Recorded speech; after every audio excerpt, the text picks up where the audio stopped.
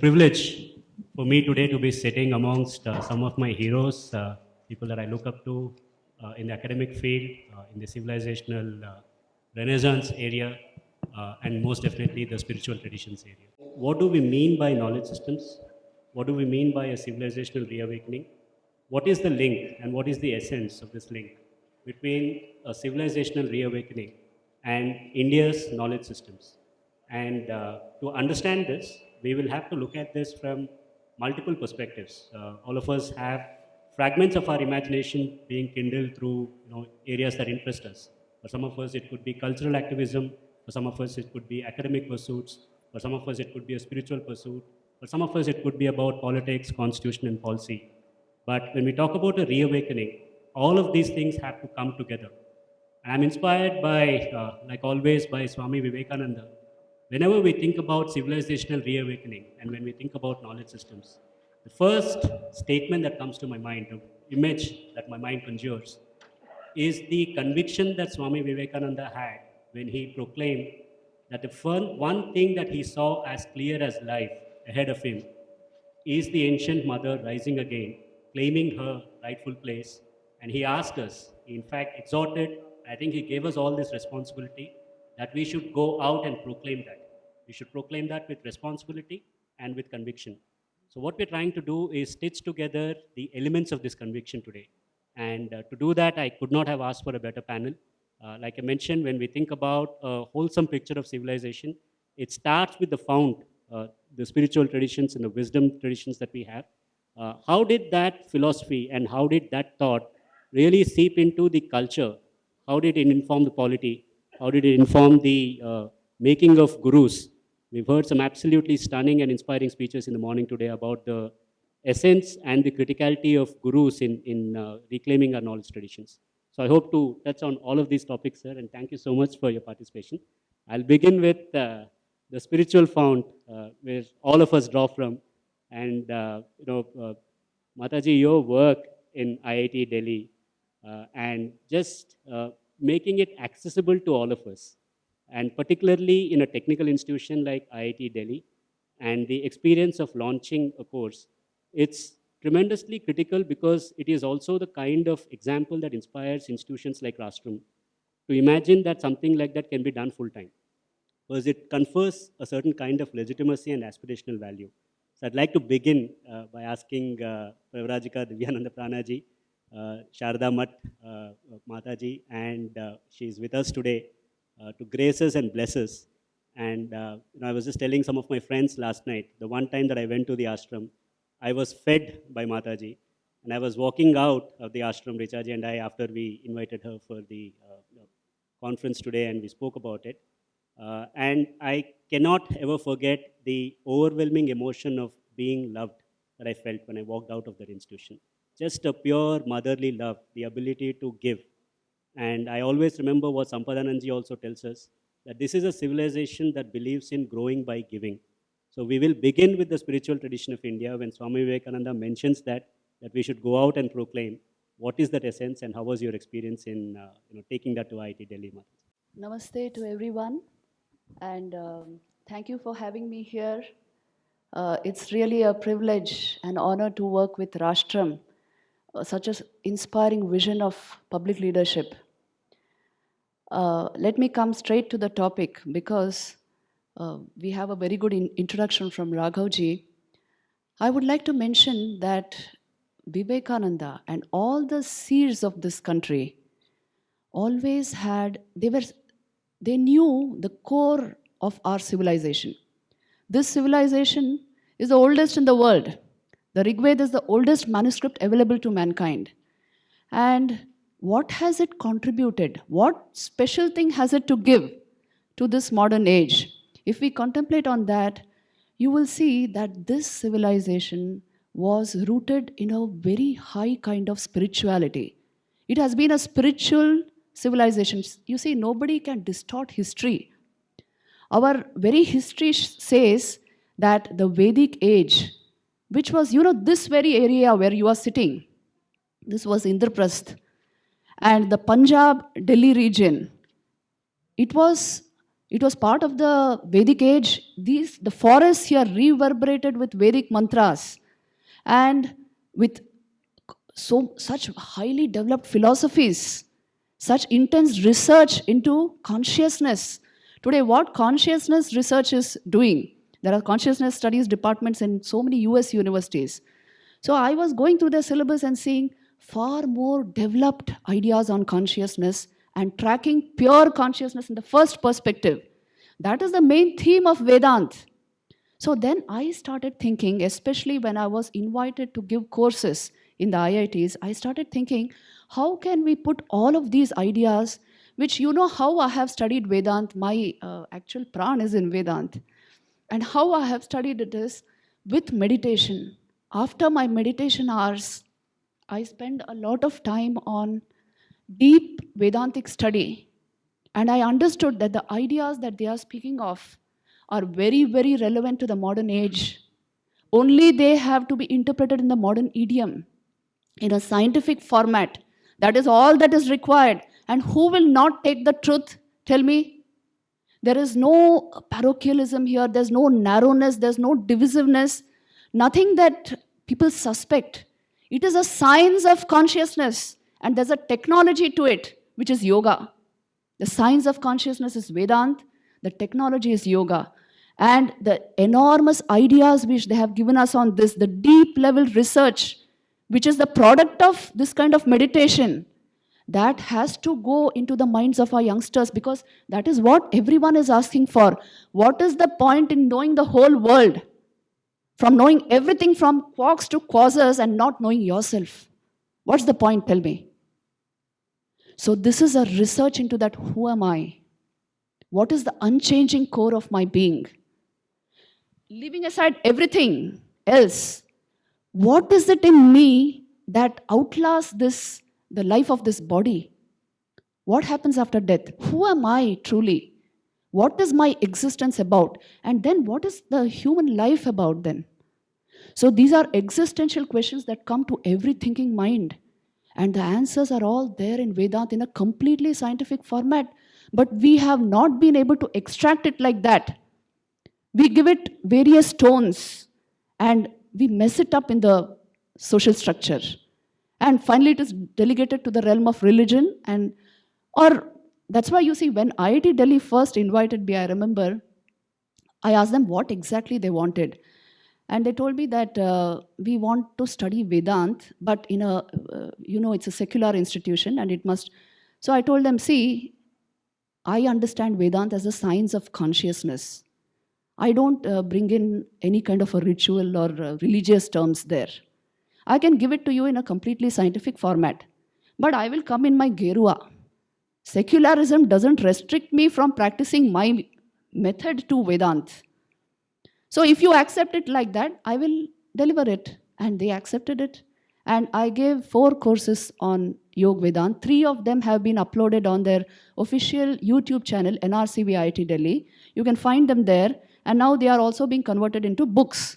And these have been taken up by many universities in India, because a whole millions of views they have gone on, and a whole lot of intellectuals have participated, interacted with me, and also accepted the courses.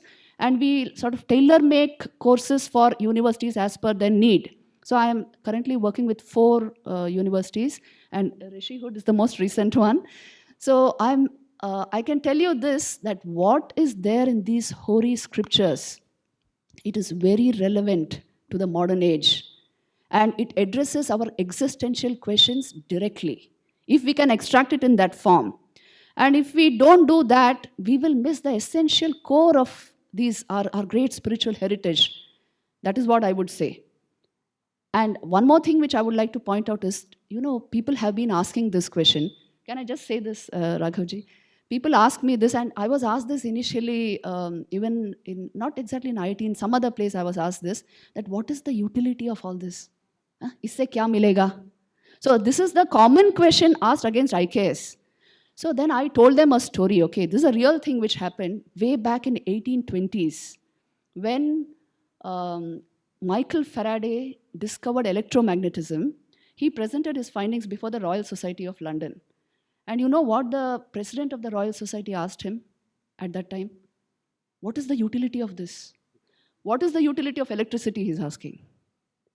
And Michael Faraday just smiled and said, Sir, what is the utility of a newborn baby? Any utility? But infinite potential is there. This will make character. Indian knowledge systems are the foundation for character. Indian philosophies, they give you a direct penetration into the science of consciousness. The Kenopanishad is the oldest text on consciousness studies, I would say, 5,000 years old. And it will give you deep inner insights into what human life, human consciousness is about. So that will determine our goals in the future. Our societies will naturally change if we can bring this knowledge into mainstream society through mainstream academia. And this is what I intensely felt about, and now that's why I'm doing all this work. And I'm grateful that there are people like this who understand the value of this.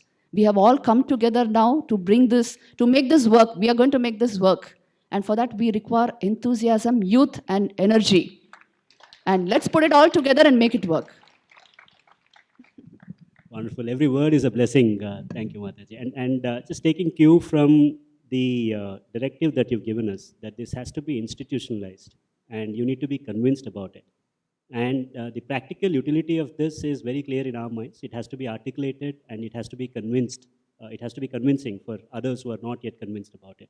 And I can't think of a bigger initiative than the IK cell at IIT Kharagpur, which has sort of, again, really amplified the legitimacy that we have for the mandate that we're giving ourselves, sir. So Professor Virendraji, the director of IIT Kharagpur, is with us today. We'd like to talk to him about the experience of setting this unit in IIT Kharagpur. What can we learn? What are the challenges? And what sort of competencies do we need to develop to take this ahead? Thank you. First of all, I would like to thank the organizers that they wanted that something new should be done. I will slightly go back. Actually, right from 2000, I'm impressed by, I went to once in Calcutta, if you have seen, there is a Belur Mutt. So in 99, I went. So there, I was reading about Vivekananda ji and all that, and I was associated with an organization, Samaj Seva Bharati, for a long time. So in that context, they had asked me to come there. And there I picked up few books of, and from there I could know about that historic lecture, 11th September 1893 in the World Parliament of Religion.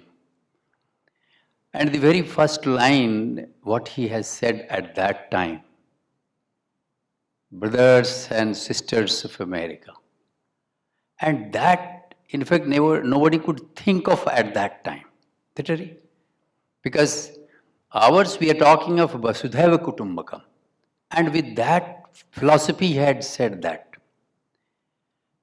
I will jump into immediately because I will not go into more details. When the Vivekananda rock was to be made, I don't know how many of you know that the person behind that was Eknath Ranade. No, you will not find anywhere except there is a photograph in which he is walking behind and his photograph is there, if those who have gone. He talked of a 1 rupee folder. And in fact, in 64, I was in my village and I was told by our teacher, 1 rupiya ghar se kal lana hai. So I told my mother कि 1 रुपया ले जाना है. 1 रुपया किस लिए? नहीं, वो मांगे हैं, 1 रुपया कल लेके जाना है. So this I didn't know, but 1 रुपया लेके गए, दे दिया गया. I came to know during that period when I was going through details of that Vivekananda rock's construction that he wanted to institutionalize the making of that Vivekananda rock, that any person of this country, when he will stand, he will know that he had contributed into this. Because at that time, When it was passed by 363 people had signed in the parliament, Eknath Ranade could do at that time. And gone signature of the parliamentarians, it was not an easy task. And he got their signature. Because Nehru had said that if you can get it, then only it will be passed. Because a lot of things were happening at that time, at that location.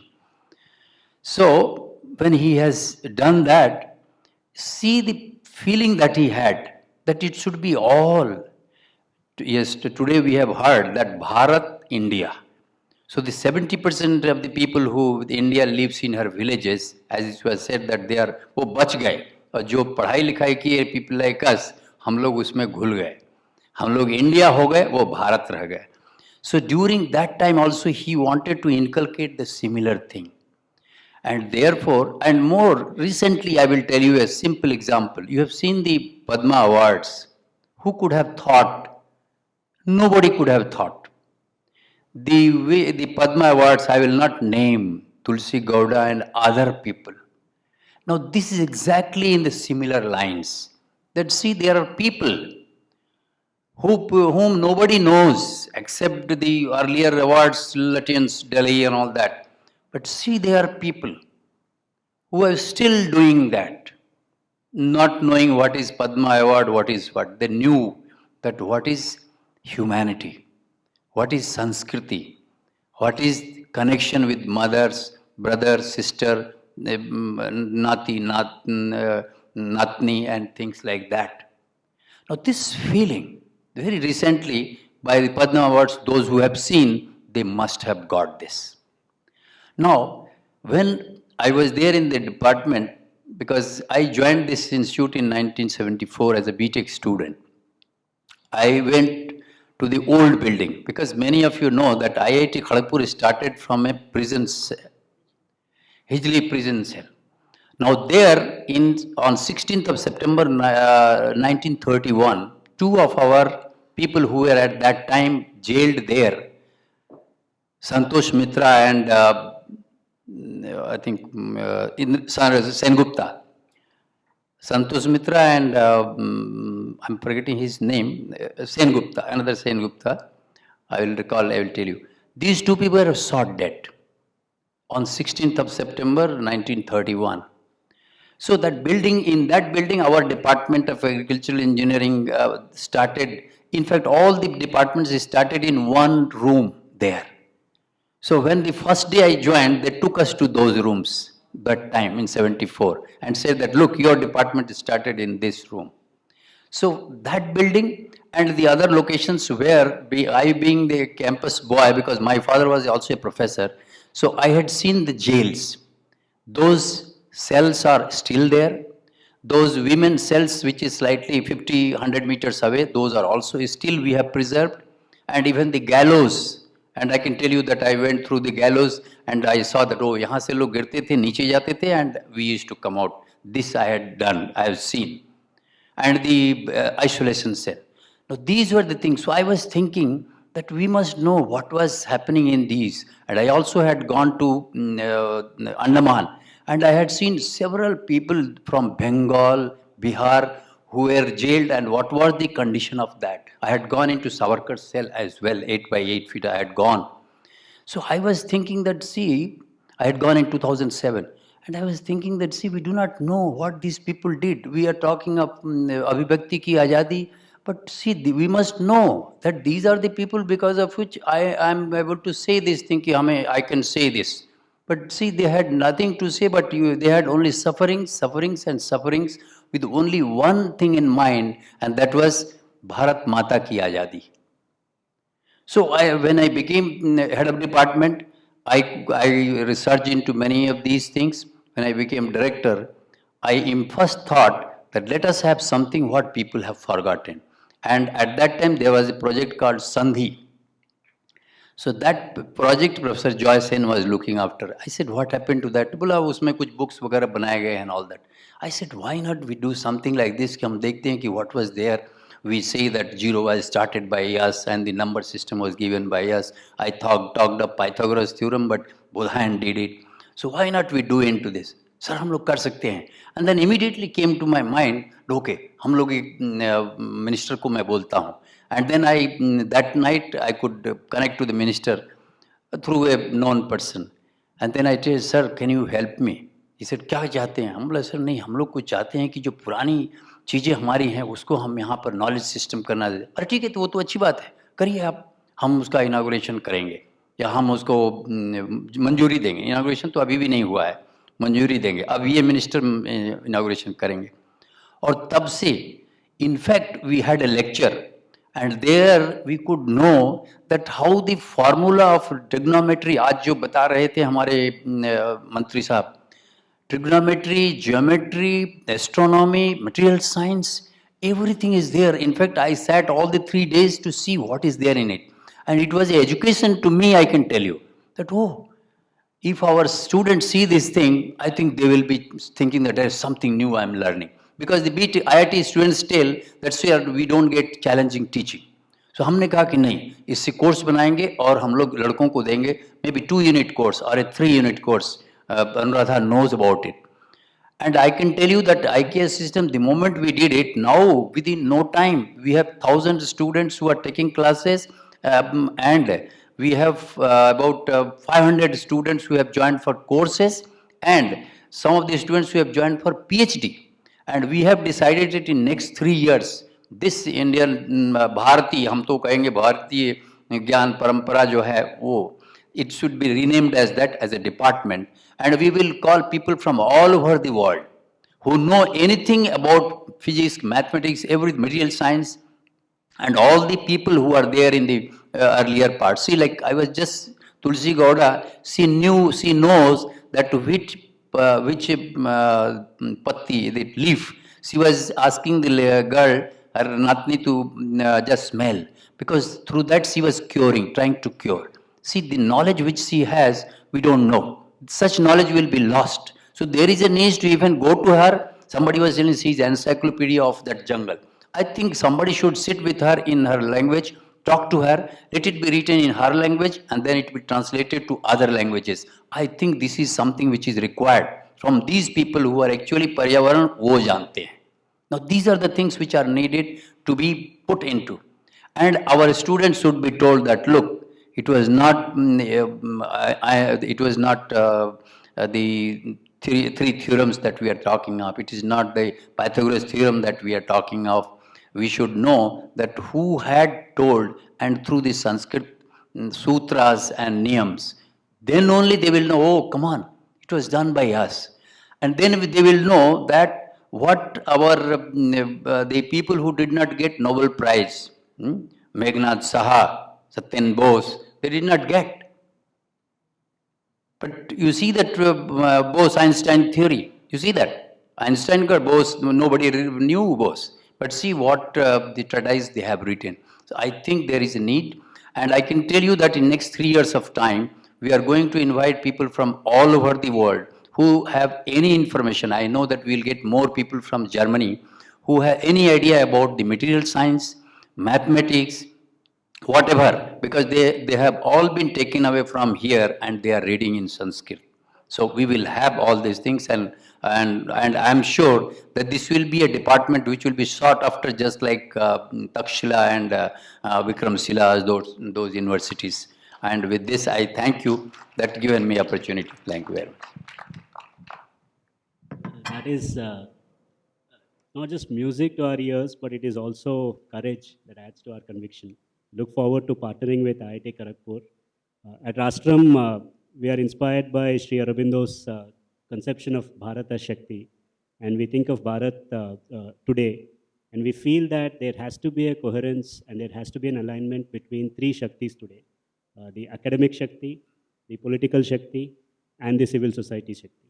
So this is the work that we're looking to do, sir, and we'd love to partner with you and collaborate to bring out new courses on this. Sure. So from the fount of philosophy and spiritual wisdoms to the institutionalization through academia, the real genius of Bharat, as we've heard in the morning session as well, is not really about the high philosophy alone. It is about how it has diffused and it has really impregnated the culture of every day. And representing the cultural aspect today in our panel is Vinay Chandraji, the head of Indica Yoga. Mataji said if Vedanta is the philosophy, yoga is the technology, and here is the technician who's taking it to a lot of us. You've done some really, really wonderful programs, bringing the yogic knowledge, helping us understand how this Vidya can really inform all of the things that we pursue in life. I'd like to hear from you, sir, and our audience would love to know this aspect of cultural leadership and linking that to Indic knowledge systems. What are the experiences that we've had so far, and how do you see this panning out? Sabhaye Namaha, Sabhasadbhyo Namaha. At the outset, I would like to congratulate the entire team at Rashtram and AACT for taking up this important task of integrating IKS, institutionalizing it, integrating it with the present systems, and popularizing it among the people.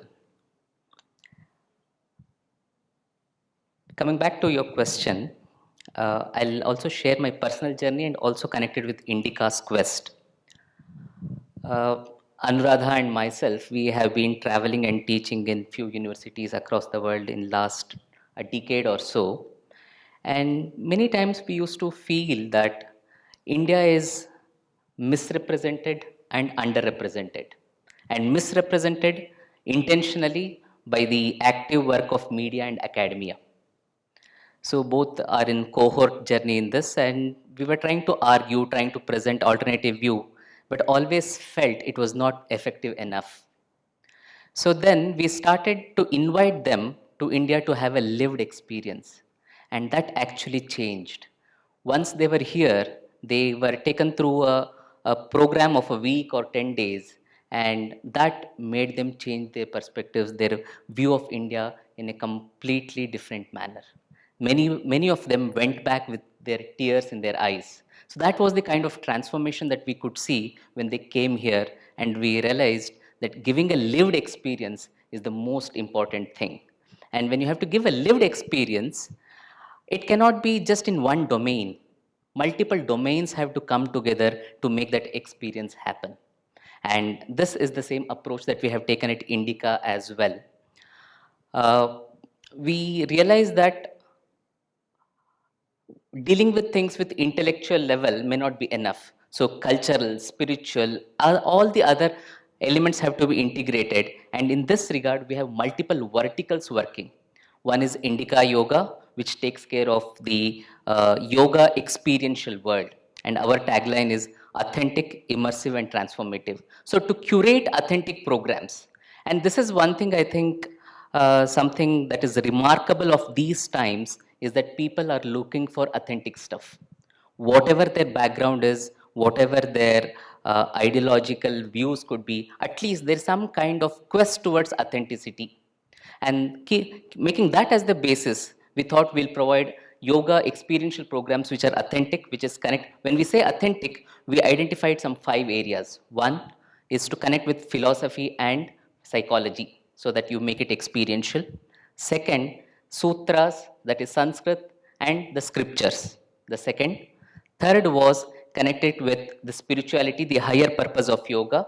And lastly, with India, because we saw that there have been attempts to cut yoga from India, attempts to cut yoga from spirituality. So this reductionism, compartmentalization, which will eventually lead or make it vulnerable. So these were the issues that we identified with yoga. So instead of fighting these issues out, we thought we'll provide an alternative perspective. So having these 5 things integrated into any training program that we come up with. So that is one. So authentic. And for the transformation to happen, which is the final purpose of yoga, an immersive experience has to be provided.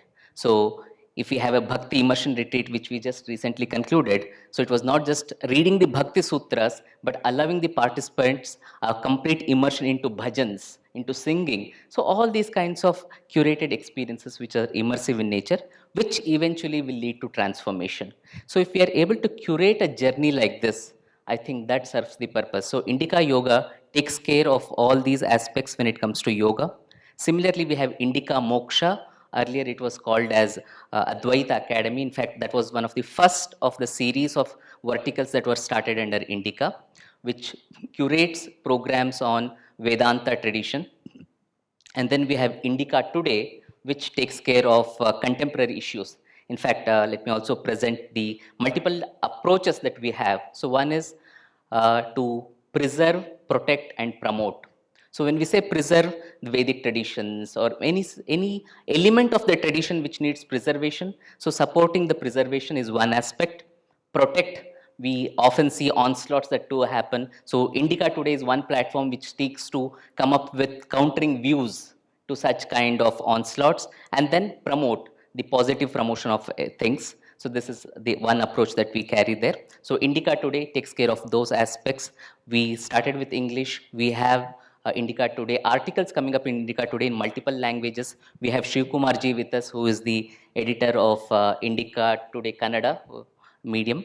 And then we have another platform called as Indica Pictures, because this is one area, the media, especially the visual media, which seems to have a lot of impact.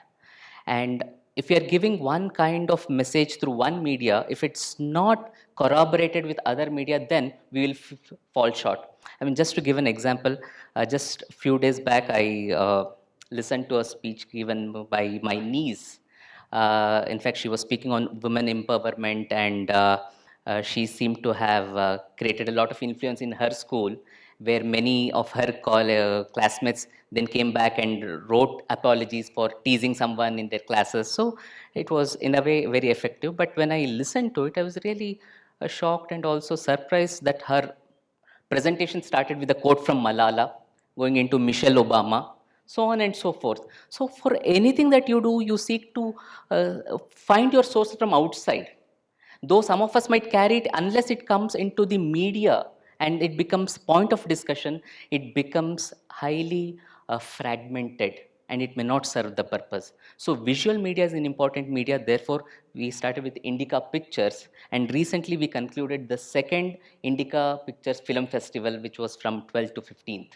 So encouraging people who come up with short movies on the Indic approach or Indic lens. So that is Indica Pictures. And to support all these verticals, we have our Indica courses, which will curate and offer courses on all the domains related to IKS and extended areas. And they are given in the format of 2 credits, 3 credits, depending on the duration and the kind of engagement that is required. So Indica courses in another portal. So in this way, multiple verticals to take care of multiple aspects, which will finally lead to building of an ecosystem. So intellectual pursuit is one, but cultural and spiritual, all these things have to be integrated, and that's where Indica is working towards that end. Apart from Indica, or in addition to Indica, there's a new initiative that is coming up, that is Chanakya University in Bangalore. It will be located very close to the international airport and coming in the area of about 110 acres of land. And one of the founding ideas of this university is to have IKS as the basis. We still have not figured out how it will unfold, but the basic commitment is IKS will be the basis of every program that unfolds there. So IKS, we may not have a dedicated center as IKS, but that will be a horizontal that runs across all departments and programs, and we'll definitely collaborate and work with Rashtram to seek more inputs in this regard. University of that scale coming up and making a commitment to ground all of their learning in Indic knowledge systems. And this is spreading all over the nation. So what we are painting today, I'm sure the discerning observers have already noted, is just giving us the conviction that what we're talking about might seem like a distant idea, but once you get into the details, once you get into the network, and we are able to feed off from each other's confidence, and if we are able to cultivate the attitude and the ability and the competency of collaborating, there is a lot of work happening this, and this can be changed within a generation. But it cannot happen unless the software that runs the nation is also aligned with that, sir. And we've looked at what the wisdom traditions have to offer. We've looked at the enterprising spirit within academia. We've looked at cultural entrepreneurship. And we all know you and your work in terms of civilizational activism. But we need the state with us today. and state obviously is represented by the constitution. A lot of your work has been about how do we inspire the constitutional interpretation, if not reorientation, to be aligned to civilizational interests. So how do you look at the component of knowledge systems in the work that you do, and how does knowledge systems inform and influence your civilizational activism, Saigaru? So, thank you for giving me an opportunity to be a part of this particular platform and this event. I have learned so much by just being a part of the last 45 minutes. I regret not having been able to attend the morning session because of my practice commitments. I don't know if what I do can be called as activism. I just think it's just me being an active Hindu. As far as the relationship between knowledge systems and civilizational reawakening and my limited efforts in the direction of the constitutional concern, ultimately, from whatever I have understood, the purest form of knowledge is sought to be implemented and actioned in different realms. And therefore, whether it is the transmission from the Shrutis to the Smritis to the Itihasas to the Puranas to the Kavyas, or you look at it in the form of its implementation in various aspects of life, the idea is to manifest that particular core thought in different areas. And that, I think, is equally applicable to the realm of politics and policy making. Fortunately or unfortunately, as opposed to achara-based approach to policy making, we now have a certain top-down approach in the form of a constitution. So while at this point, the idea is to accept this top-down model and see how best you can build a bridge between your bottom-up approach and a top-down model. The hope is in the future, we do away with the concept of a constitution. I say so at the expense of being berated by my own fraternity, because all of us are supposed to be, and we are meant to swear allegiance to constitutional patriotism, which I don't subscribe to. The idea is to bring forth notions of constitutionalism, which are much more informed by the traditions of this land. And that would effectively mean that you replace this with a form of dharmic republicanism. For that to happen, and to hope that the state will somehow be the facilitator of this, or rather, let's say, be the prime mover of this, may not be possible under the current setup. Simply because at this point, except for those activities or those initiatives where there is a political incentive, the state has largely chosen to recede from the civilizational space as much as possible, or perhaps even cede that space to those interests which may not be necessarily beneficial to the civilization. And therefore, I think these movements and the initiatives that we see, like Rashtram and so many other initiatives, are the ones which will ultimately pave the way for a change with respect to state policy. And I've said this before, and there's a decent chance that perhaps the relevance of the point may have been lost, which is that there is a direct relationship between your education system and the principles of constitutional morality that the Supreme Court ultimately comes out with. And then that has a direct impact on the education policy, so it's a cycle that feeds of itself. 2 days ago, I had the opportunity to make the very same statement. Because what happens is this: if the Supreme Court effectively takes a position with respect to constitutional morality and then says that all aspects of life, secular, religious, and whatnot, and everything else in between, is necessarily to be governed by constitutional morality, then that's a message that is being sent to the rest of the arms of the state, that the policies that you formulate shall be consistent with and in line with this particular policy, which means education policy is either tailor-made or sanitized in accordance with what the Supreme Court believes is constitutional morality.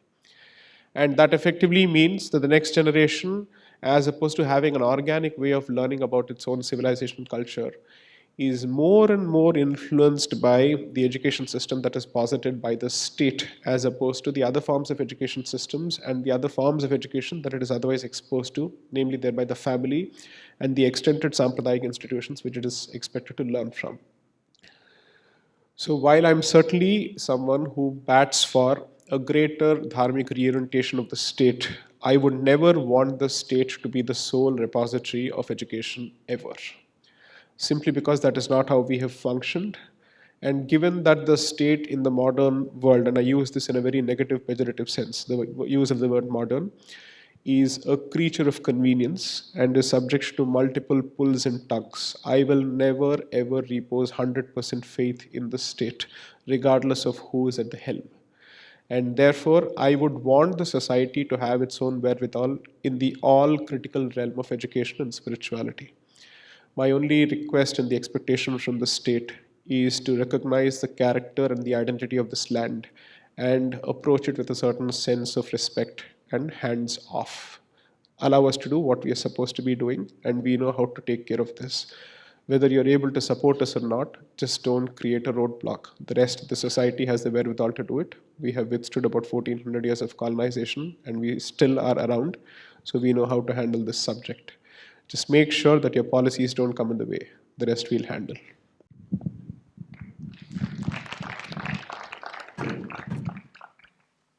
If you're okay, I'd like to just extend that. Also, the link between how we learn and how we reason, and therefore how we interpret policy. And when we think about a darshana like Nyaya, when we think about a discipline like Tarka, the relevance of this in your field, in the field of lawmaking and thinking about law and the philosophy of law, is this something, because you've been talking about decoloniality and decoloniality as a means of reclaiming our epistemology. So how do you look at this, sir, within your profession? So I'll try to give a theoretical response, and then I'll give you a real-world explosive example, which I've had the experience of going through the last 3 days, and it has shaken my core completely. So the the theoretical response is, the concept of decoloniality obviously means different things for different people, just as any other concept.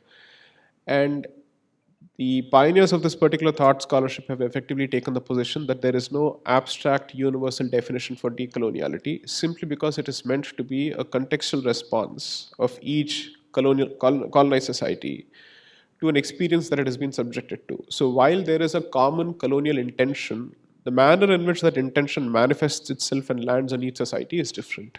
So in Bharat, it creates caste-based tensions and other tensions. So therefore, we have to deal with that.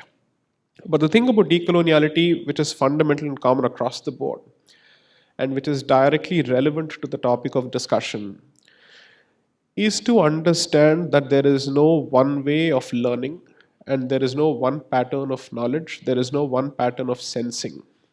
And to understand that those patterns of learning, knowledge, and sensing, which do not conform to and which do not emanate from the West, I don't want to say are equally valid, because then I'm trying to make the case that I'm as good as you.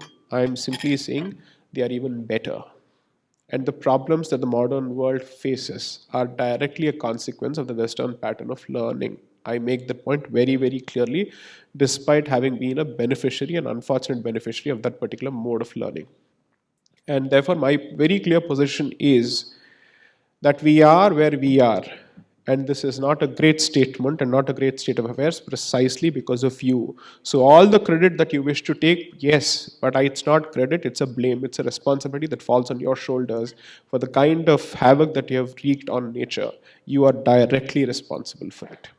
So as far as I'm concerned, decoloniality is to unshackle our hold over, let's say, the West's hold over knowledge. What is reason? What is argumentation? So if you look at the legal fraternity, there is a very clear pattern of learning and a very clear pattern of argumentation that starts and ends with the West. And the idea is to actually expose them to a different kind of tarka. And why is this important? It is all the more important because had the Indian judicial system been exposed to Indian forms of tarka, it would be in a much better position to strike a distinction between patterns of logic and reasoning that apply to non-religious forms of, or let's say non-religious institutions, and those that apply to religious institutions.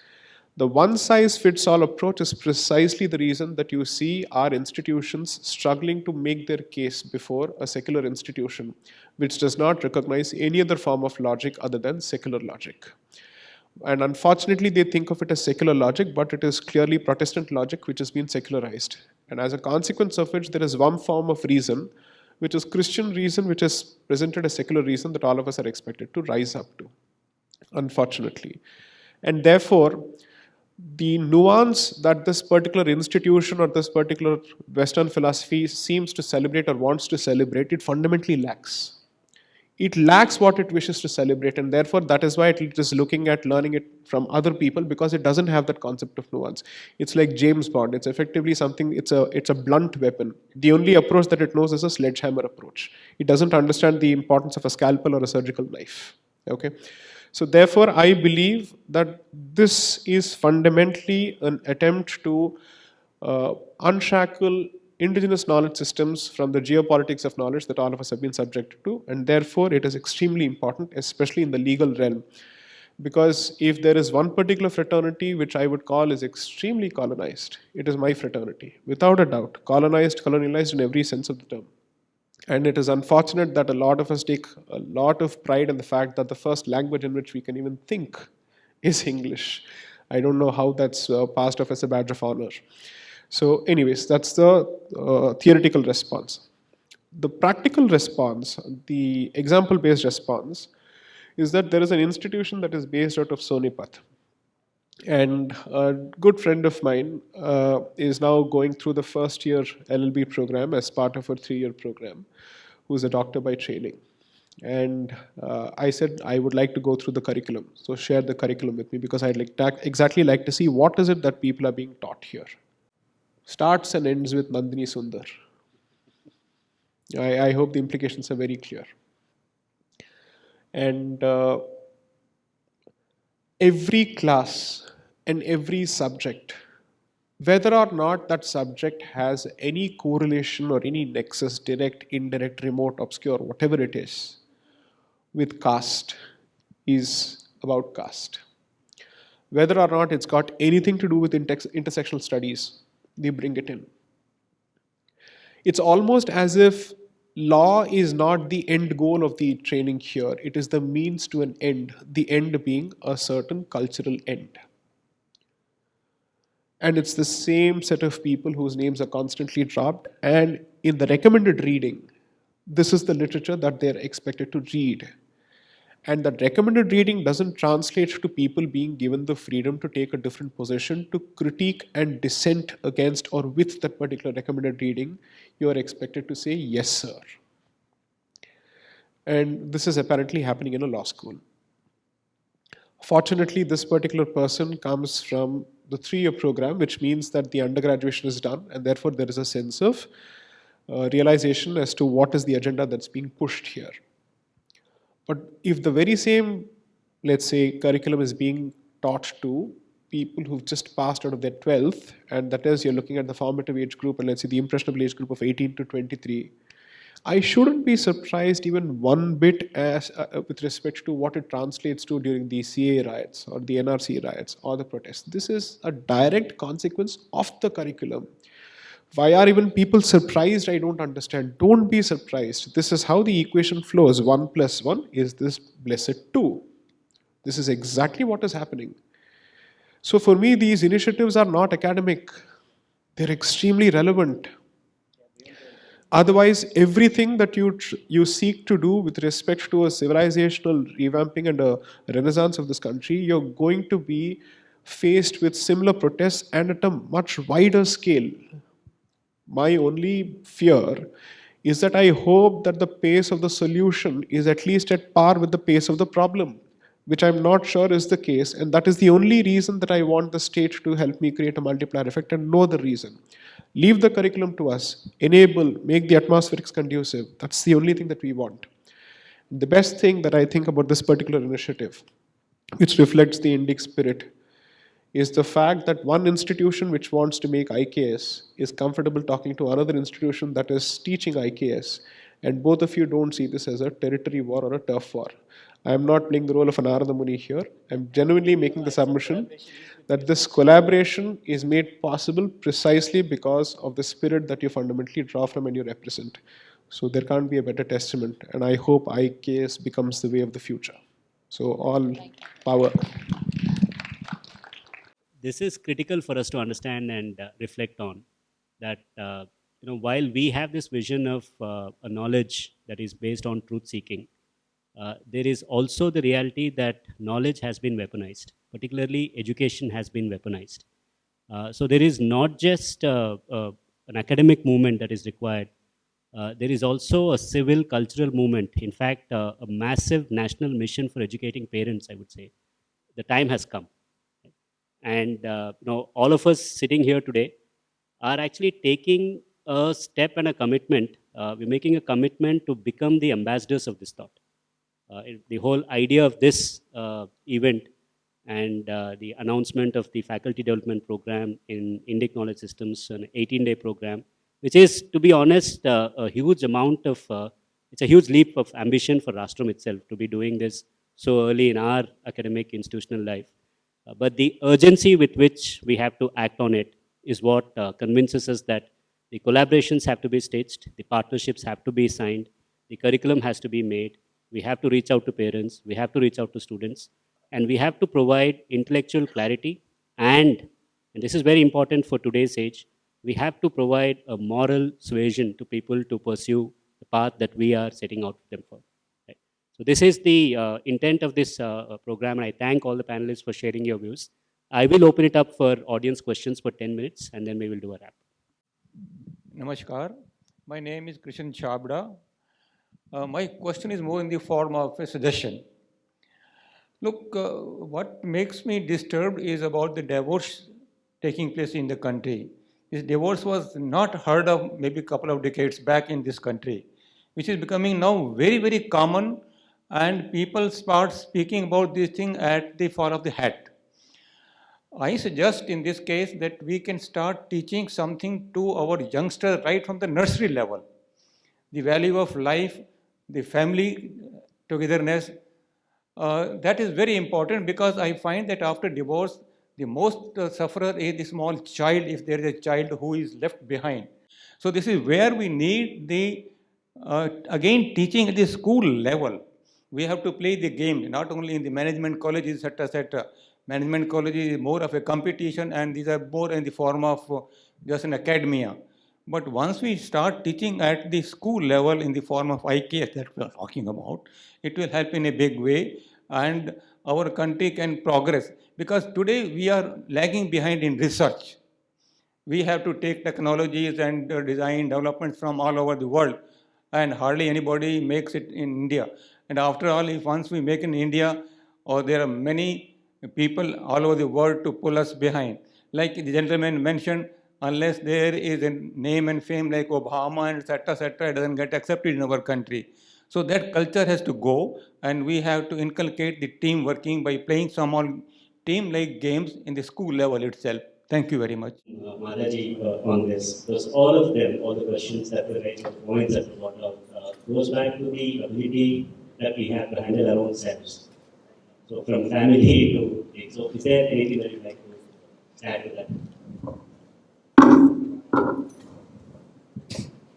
Yeah, that point is very true, that it should begin at a very young age. The sensitivity towards higher values. Obviously, if you see your own life, any one of us here, we can see that something very strong was instilled into us in childhood. And finally it built up, and that is why we feel so intensely about certain things.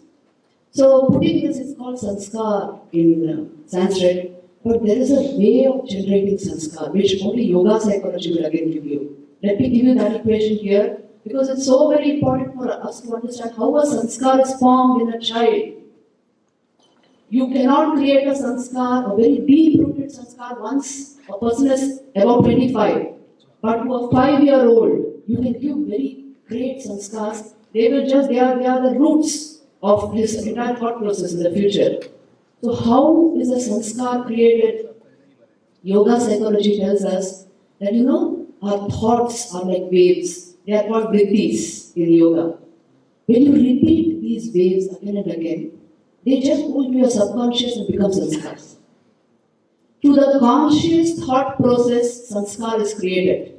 And what determines our conscious thought process? Usually, and for children mainly, it is their exposures.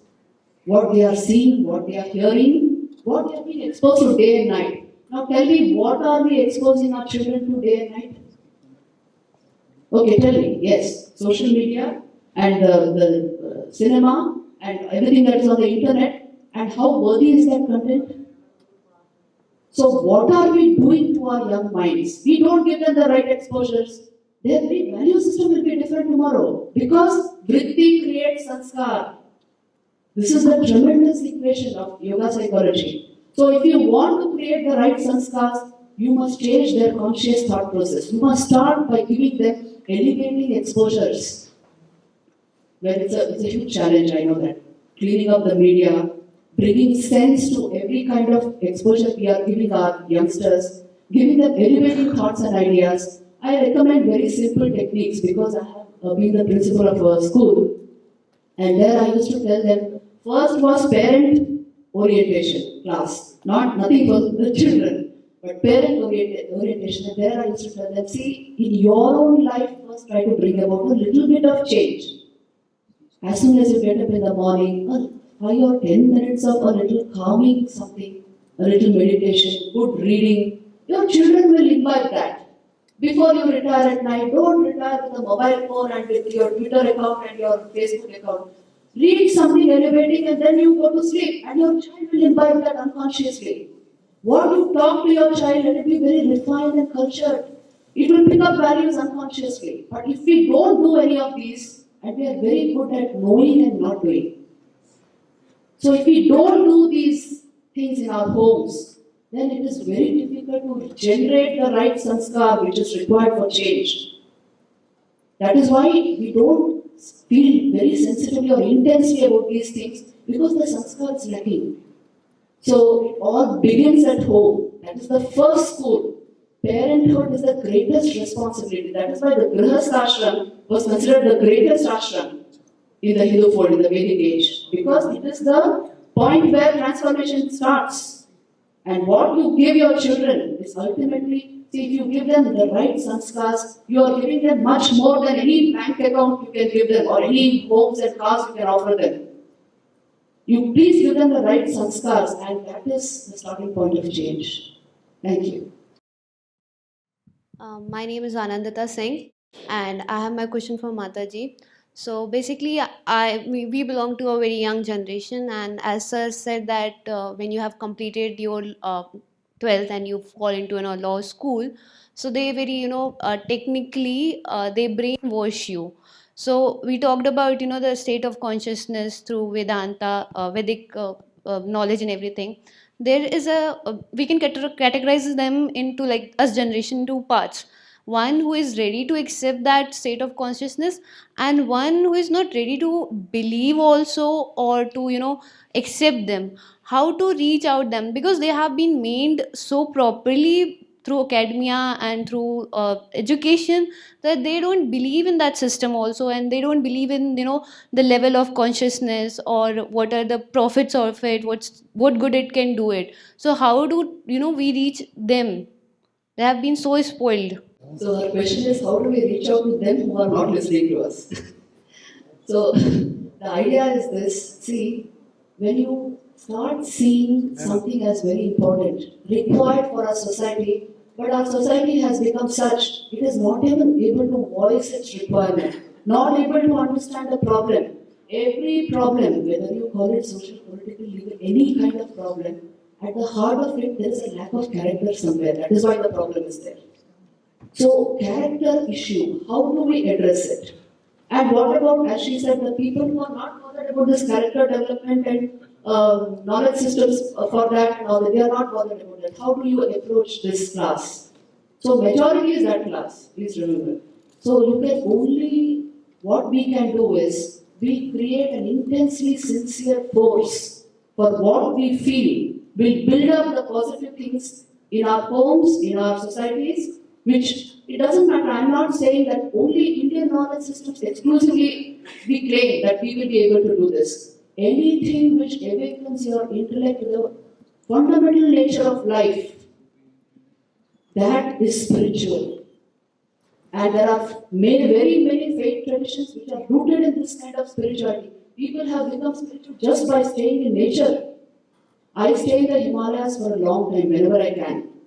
whenever I can run away from Delhi. And there I found this just proximity with nature will put you into a state of meditation.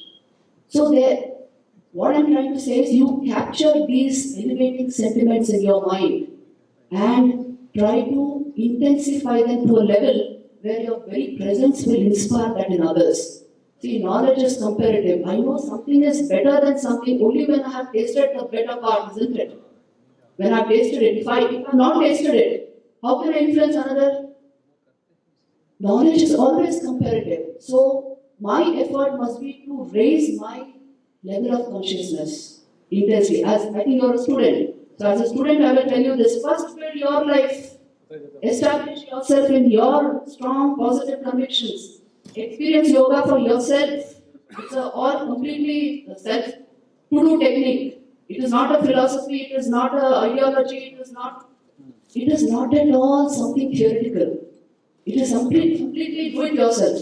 So taste it. And then you will get the power to lend it to others. Give it to others just like that. This is my answer to your question. I know that we can go on this topic. It is about civilizational reawakening and knowledge systems. So all of us have questions. Just ready to the questions itself, right? From the idea of knowledge, from the process of learning, from our own fundamental cognition, how we organize ourselves in our families, as a society, as a nation, and as a polity. There is a lot of work ahead of us, and the key has been given to us by the civilization in the form of knowledge systems. The work that we do at Ashram, the work that we're doing at IIT Kharagpur, the work that Indica does, are just efforts at bringing back this consciousness of knowledge. So I thank everyone for today's discussion. I hope there was some courage of conviction, like I said, in advancing and becoming ambassadors for this thought. And I once again thank all the panelists for your time. Thank you so much.